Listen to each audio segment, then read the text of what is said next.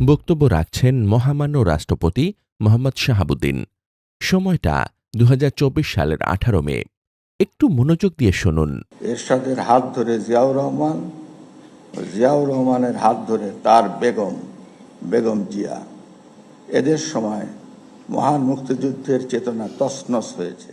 কি বলছেন মহামান্য? এরশাদের হাত ধরে ক্ষমতায় এসেছেন জিয়াউর রহমান, আর জিয়ার হাত ধরে বেগম জিয়া।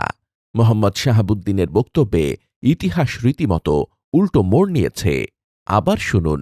এরশাদের হাত ধরে জিয়াউর রহমান, জিয়াউর রহমানের হাত ধরে তার বেগম জিয়া। এদের সময় মহান মুক্তিযুদ্ধের চেতনা তছনছ হয়েছে। ভোটবিহীন নির্বাচনে গঠিত আওয়ামী লীগ সরকারের প্রধানমন্ত্রী শেখ হাসিনা আবোল তাবোল বকতেন বলে কথা চালু ছিল, কিন্তু তার মনোনীত রাষ্ট্রপতি শাহাবুদ্দিন যে রীতিমতো ইতিহাস বিকৃত করবেন তা বোধহয় ছিল ধারণার বাইরে। কিন্তু বিশ্লেষকরা বলছেন, ইতিহাস বিকৃতির সে ধারা থেকে এখনও বেরিয়ে আসতে পারেনি শাহাবুদ্দিন। ২০২৪ সালের ছাত্র জনতার অভ্যুত্থানে শেখ হাসিনা পালিয়ে ভারতে আশ্রয় নিয়েছেন, কিন্তু তারপরও শাহাবুদ্দিন কি করে রাষ্ট্রপতি পদে টিকে আছেন সে প্রশ্নের জবাবে একটি দৈনিককে দেওয়া সাক্ষাৎকারে তিনি আবারও ইতিহাস রচনা করেছেন। ৫ আগস্টের পর শেখ হাসিনার পালিয়ে যাবার দিনের ঘটনার বিতর্কিত বিবরণ দিয়ে তিনি জানিয়েছেন, বিএনপির সমর্থনের কারণেই তিনি ক্ষমতায় টিকে আছেন।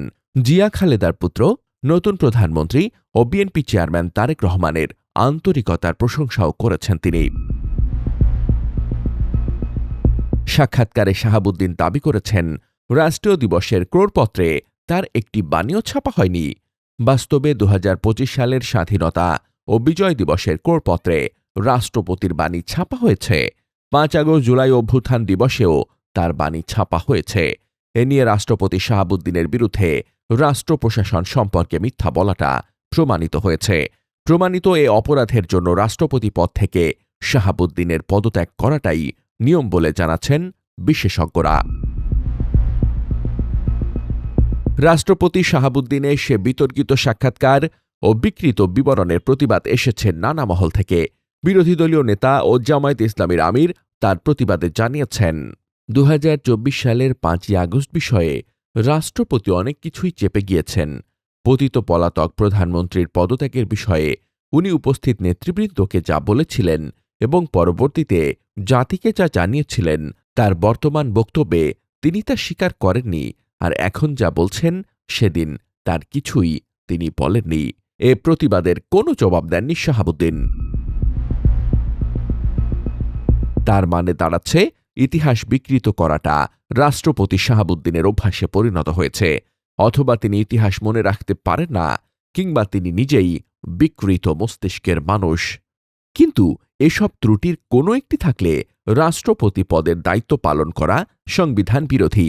সেখানেই শেষ না, শাহাবুদ্দিনের আচার আচরণ যে রাষ্ট্রপতি সুলভ না সে অভিযোগও উঠে এসেছে সাংবাদিক রাজনৈতিক বিশ্লেষকদের মতামতে। হাসিনারে কদম বুসি করতে গেছিল, ওনার খুব আক্ষেপ যে ইউনূস সাহেব ওনারে তেল মারে নাই, ইউনূস সাহেব বিদেশ থেকে সফরে এসে ওনারে রিপোর্ট করে নাই। আর যে লোক পায়ে ধরে সালাম করে, মানুষের পা খোঁজে যে লোক, মানে যারা কদম বুঝে পা খোঁজা লোককে কোনদিন সম্মান করে নাকি? শুধু তাই নয়, প্রকাশিত সাক্ষাৎকারে রাষ্ট্রপতি মোহাম্মদ শাহাবুদ্দিন রাষ্ট্রের গুরুত্বপূর্ণ ও স্পর্শকাতর বিভিন্ন বিষয় প্রকাশ্যে আনায় গভীর উদ্বেগ জানিয়েছে বিভিন্ন রাজনৈতিক দল। অন্যদিকে রাষ্ট্রপতি শাহাবুদ্দিনকে অভিশংসন করে গ্রেপ্তারের দাবি জানিয়েছেন জাতীয় নাগরিক পার্টি এনসিপির আহ্বায়ক ও বিরোধী দলীয় চিফ হুইপ মোহাম্মদ নাহিদ ইসলাম। তিনি বলেন, ২৪ জুলাইয়ে গণহত্যা ঠেকাতে কার্যকর ব্যবস্থা গ্রহণ করেননি রাষ্ট্রপতি শাহাবুদ্দিন। এজন্য তিনি গণহত্যার দায় এড়াতে পারেন না।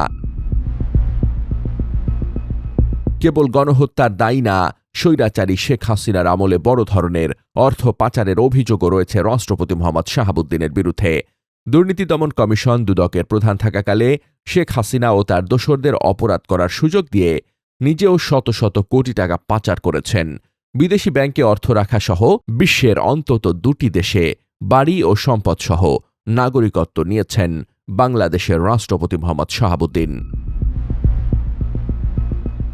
মিথ্যা কথা বলা, ইতিহাস বিকৃত করা, বিকৃত মস্তিষ্কের আচরণ করা বা অর্থ পাচার কিংবা বৈদেশিক নাগরিকত্ব গ্রহণের পরও শাহাবুদ্দিন বাংলাদেশের রাষ্ট্রপতি থাকেন কিভাবে?